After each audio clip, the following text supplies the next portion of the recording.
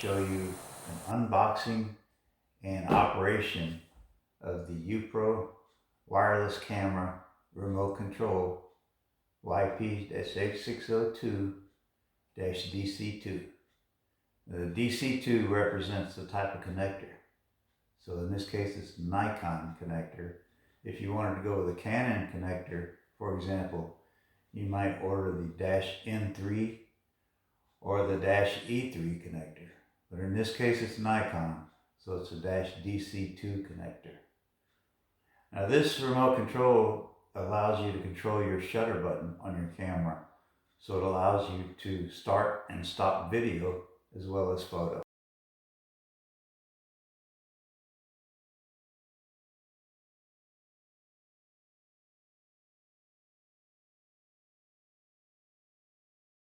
So let's get to the unboxing phase. As you unbox this remote controller, you're going to find a plastic container, and the first thing you find when you open it up is an instruction booklet. Now, I think that all of us know what to do with that, right?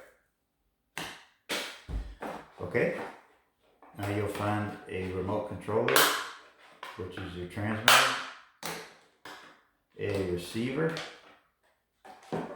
and a connector cable to go from your receiver to your camera. Now both of these items use AAA batteries. So, and let's see, I just happen to have some of those.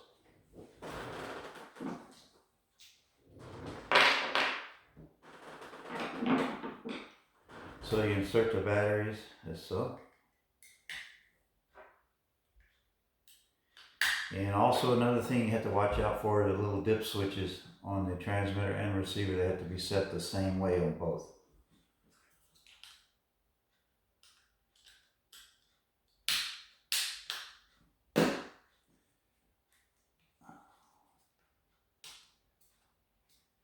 The transmitter cover is a little hard to get off.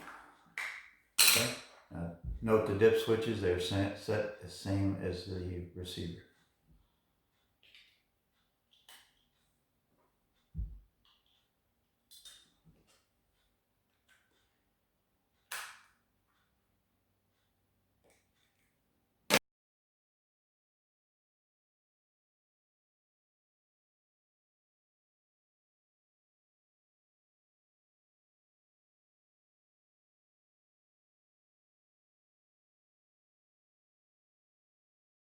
So one of the things you need to do before you try to put this unit on your camera or try to operate it is to change your menu so that your shutter button operates video rather than photo.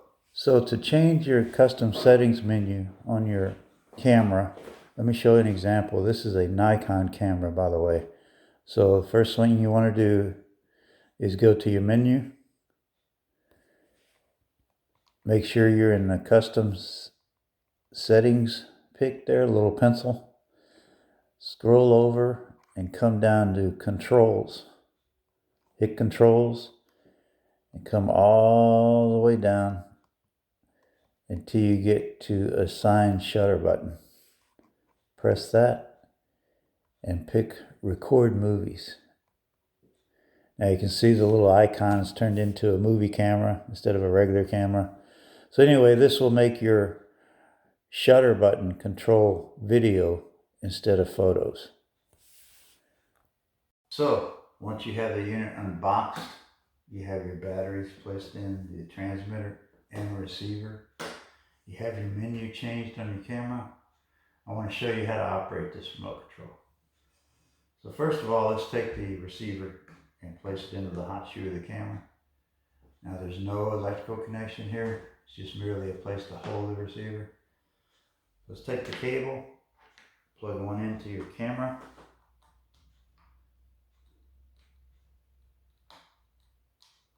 Which is sometimes a little difficult to do. Make sure it's in all the way. Take the other end of your cable, plug it into the receiver. Turn the receiver on by holding the button for just a couple seconds, and once it's on, it should blink red. Okay, turn your camera on. Make sure it's in video mode and live view. And you should have recording. It works. Now let me show you a close-up of what's going on here. Bear with me a second.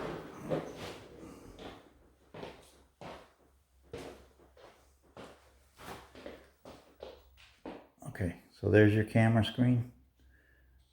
Here's your remote control. And we press the on button. And we have recording. Press the button again and recording is off.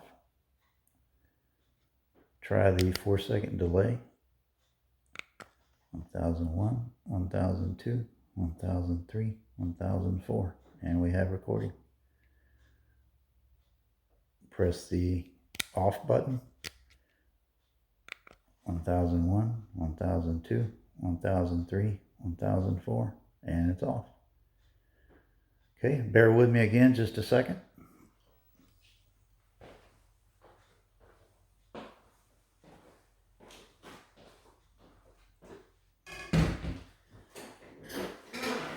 Okay folks, you might have noticed also, I forgot to mention that the camera also autofocuses for you when you press this button.